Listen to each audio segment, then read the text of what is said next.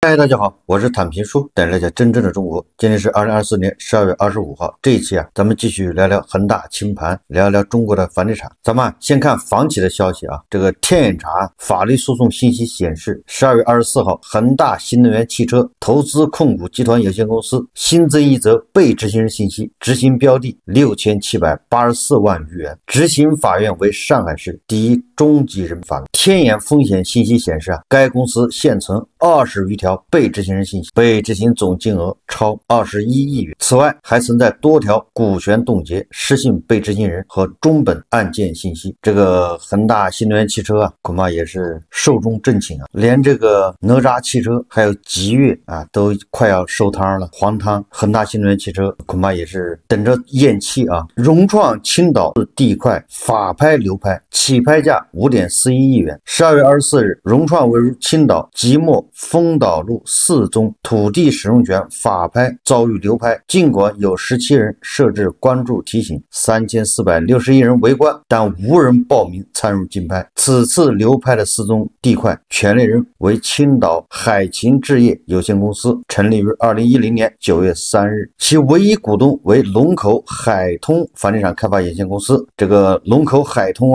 是由融创置地有限公司成立的，这些地块均在2012年至2014年间获得，但至今未开工，误盘的10几年了，现在拍也拍不出去没人要。说明融创这个日子依然难过因为这个融创日子难过，所以融创跟万达这个官司还得继续打。融创认为万达还有95亿的回购款，对吧？这个回购义务不行。这个官司双方争议比较大。万达认为他们没有回购义务，因为他们签的就不是对赌协议，而且融创投的是珠海商管的母公司不是珠海商管。不过万达的这个颓势万达似乎已经难以挽救了，因为告他人很多永辉超市、苏宁都在告他，债务缠身这个俗话说祸不单行，福无双至这个万达又惹上事了。中国新闻周刊报道说，官方回应网传沈阳一万达广场2楼坍塌。12月24日晚，有多名 IP 地址在辽宁的网友发视频称，沈阳沈辽路万达广场2楼出现坍塌。网传视频显示，商场内部有一排店铺的门面掉落下不少木板碎屑，多名行人在一旁围观。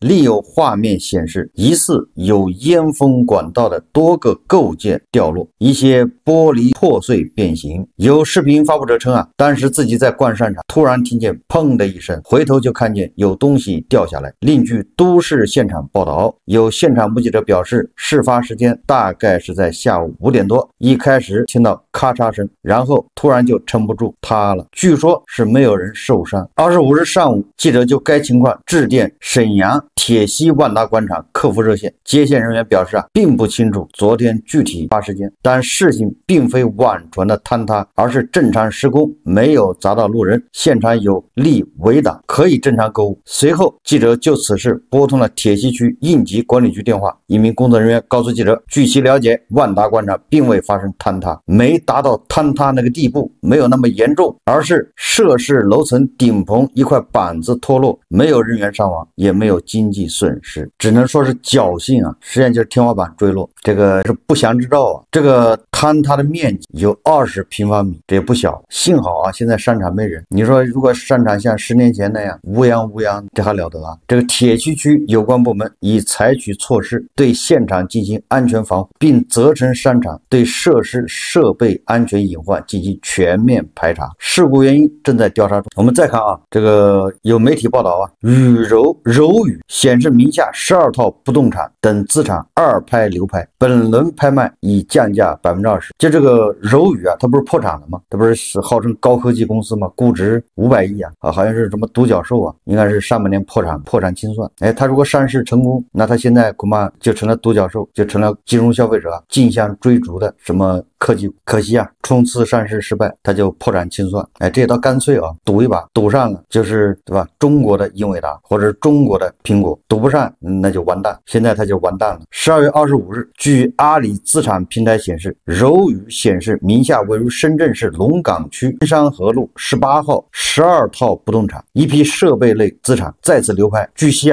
柔宇显示名下12套不动产等资产曾于2024年12月15日以12.3亿元抵底价拍卖，但最终流拍。本次起拍价9.84亿元，较上轮拍卖价降20%，但仍流拍。也就是在上一次流拍之后啊，打8折还是卖不掉。咱们不说柔宇啊，咱们只说深圳的楼市。如果深圳楼市真的那么火，那你说它这个8折为什么没人买？它起拍价就是评估价，就是根据当地市场周边的价格评估，这个评估价一般的比那个周边市场价可能还低一点，在这基础上打8折都卖不。所以这个说明深圳的楼市啊，不像媒体和中介吹的那么火。这个第一财经日报报道啊，他说紧跟一线步伐，多个强2线城市住宅价格齐涨。报告称，改善型需求将成楼市新支撑。在今年10月，4大1线城市率先出现楼市成交量爆发后，多个强2线城市也跟上了步伐，市场情绪得到了扭转，量价齐升。根据近期国家统计局发布的数据，在17个新房价格环比上涨城市中，2线城市占据10席；在11个二手房价格上涨城市中，2线城市占据8席。天津、南京、杭州、宁波、厦门、重庆、和州等强2线城市都实现了新房和二手房价格双涨。在上一轮楼市上涨周期中，这些强2线城市都曾表现抢眼。如今在密集政策刺激下，这些楼市正加速复苏回暖。摩根士丹利近日发布全球及中国经济和市场展望报告，其中有不少内容涉及对中国房地产的预判。该报告称啊，经历数年调整后，目前中国房地产投资占 GDP 的比重已经从2019年 9.1% 降至2023年的 5.7%， 低于日本的 7.3%， 与美国的 5.1% 接近，处于更加合理的区间。目前房地产量的调整已经基本完成，而价的调整仍在继续。就是摩根士丹利认为啊，房地产的价格调整还在继续。长期来看，中国的楼市仍有基础需求支撑，未来楼市的支撑因素在于居民的改善性住房需求以及持续的城镇化进程。这个强2线城市啊，说量价齐涨，这个又是媒体啊所津津乐道的。实际上啊，跟媒体所吹嘘的这些相对应的是一片萧条。我们以前说啊，一铺养3代，现在是一铺害3代，一铺坑3代。大家可以看一下，这是一个自媒体啊，他拍的他们家附近的这个一个小区的底商一个情况，大家看视频啊。这商铺卖不出去了，你看这个这么高的一个档小区门口，这么高档小区，下面底商，你看这卖不出去了，出售、出租。我想大家看完之后就是触目惊心啊！全国像这样的小区有多少？这个我在北京啊，就是去年和前年，很多地方都是这种现象，就身边的底商都是关着门的。也不要说这些底商了啊，说这些小区下面的底商，你就连万达广场那下面商铺都是关着门的，都是旺铺转让、旺铺招租，有的上面写着房东直联，对吧？你直接跟房东沟通，也不是中介电话。这经济已经这样，还在吹房价还要涨，涨了谁买？刚才那个沈阳的万达广场20平米的天花板掉下来，没有人受伤，就是我们该高兴还是该悲伤？高兴的是没有人受伤，挺好的；悲伤的是20平米的天花板掉下来都砸不着一个人，说明没人，就惨成这样。那这就是中国经济的写照，对吧？一边是冷冰冰的经济，毫无人气的这个商场，一边是媒体吹的这个楼市啊，对吧？价格双上涨。今天很有意思啊，今天得好好的说一下这个泽平老师。咱们这个节目啊，谈论任泽平老师也比较多，因为他是前恒大首席经济学家，所以咱们聊恒大聊房地产难免要聊一聊这个任泽平老师。这个任泽平老师啊，这是非常复杂的，所以这充分说明啊人性的复杂。这任泽平老师他曾经对吧，在春节期间大战司马南啊，跟司马南两人差点就是打官司了，也就是捍卫民营经济啊。但是同时呢，任泽平老师他又攻击苹果。你看，同时啊，他在10月8号就是国庆节期间啊，说胡适对吧，开盘即收盘，那给人感觉就是极端的看多。结果那个但斌啊，跟他俩人怼上了，他就开始记起了这个司马南那一套，说但斌不爱国，所以说大家就认为他是不是想成为这个金融圈里面的司马南？但是后来他又反省了啊，自己检讨，说又跟那个但斌和解了。所以你看这人是非常复杂的。说这么多什么意思？关键今天啊，任泽平老师突然发了一个我谈到了汉武帝的轮台诏，他写了一通啊文言文的。我当时我一看就知道出事了。果然啊，他这个微博没多长时间就被删掉了。完了之后呢，这个微博搜索里面有好多词条，就是任泽平轮胎照，什么汉武帝轮胎照，这全出来了。就我在想啊，任泽平他发了一个汉武帝的轮胎照，这个他就是一段原文呐。完了之后，这个也被删掉，他犯了哪个忌讳呢？那这个《资治通鉴》或者《史记》对吧？还有那是不是都得禁掉？不过任泽平发这一句话也莫名其妙啊，无头无尾的就发了一个这个。关于这个轮胎照啊，我也不想多说，但是给人感觉任泽平老师这是在疯狂的试探底线呢。是任泽平老师给人感觉是不是忍够了、受够了，似乎是若有所指啊。但是啊，他这个微博被删掉，然后所有谈论这个任泽平这个发这个微博的这个微博啊评论，好像也都被删掉了，这就有点不顺畅了，给人感觉这欲擒故纵啊。本来没什么，结果你搞得这么紧张，任泽平到底指什么呢？谁也不知道啊，那么紧张干什么？放不上，现在叫草木皆兵呐，杯弓蛇影。我们还是看一看啊，这个正能量报纸刊登的报道，对吧？那些阴阳怪气的还是少看的。这个环球时报啊，他转载了一篇文章，叫婴儿潮一代将留下巨额房产。这环球时报出品啊，必是精品的，毕竟是胡锡进老师曾经把过关的，还值得信任的。他这么说的啊，他说近日啊，有美国媒体关注到美国婴儿潮一代将给后代留下天量遗产，而 X 世代和千禧一代美国人的财富传承也正出现新趋势。他说，报道称啊，所谓美国婴儿潮一代是指二战后1946年至1964年大约20年间出生的一代人，这一代人出生和成长经历了战后美国人口生育高峰和经济快速发展。作为婴儿潮一代的晚辈， X 世代指的是1965年至1980年出生的人，而千禧一代也被称为 Y 世代，是指1981年至1996年出生的人。这个所谓的婴儿潮一代啊，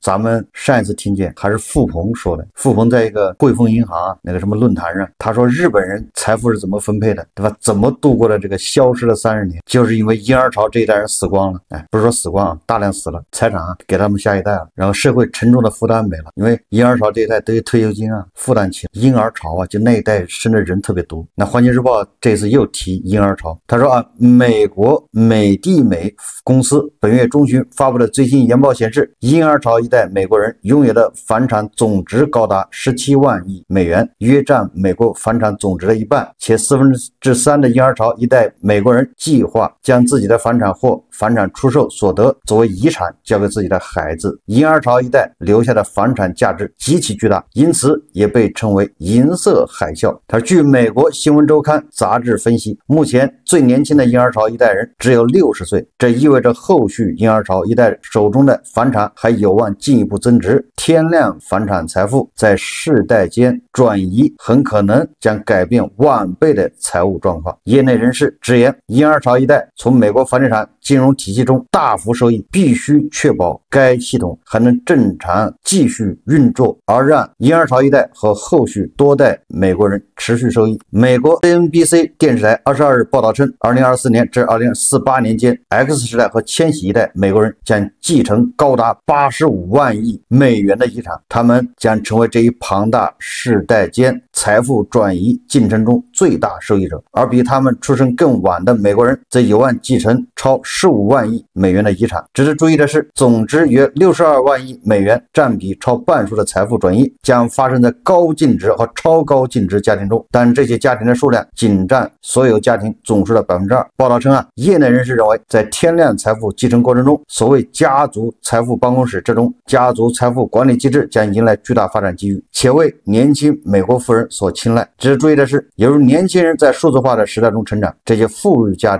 族的年轻一代将更多资金投向科技初创公司。这个环球时报啊，关注了美国这个婴儿潮一代留下巨额房产。我在想，那中国不也一样吗？中国改革开放这40年，60后、70后，很多人啊，在城里面，尤其大城市，那都是有房子。那实际上50后也有，也就是改革开放这40年啊，毕竟积累了大量财富，城里面盖了这么多房子，都是谁在住呢？根据这个咱们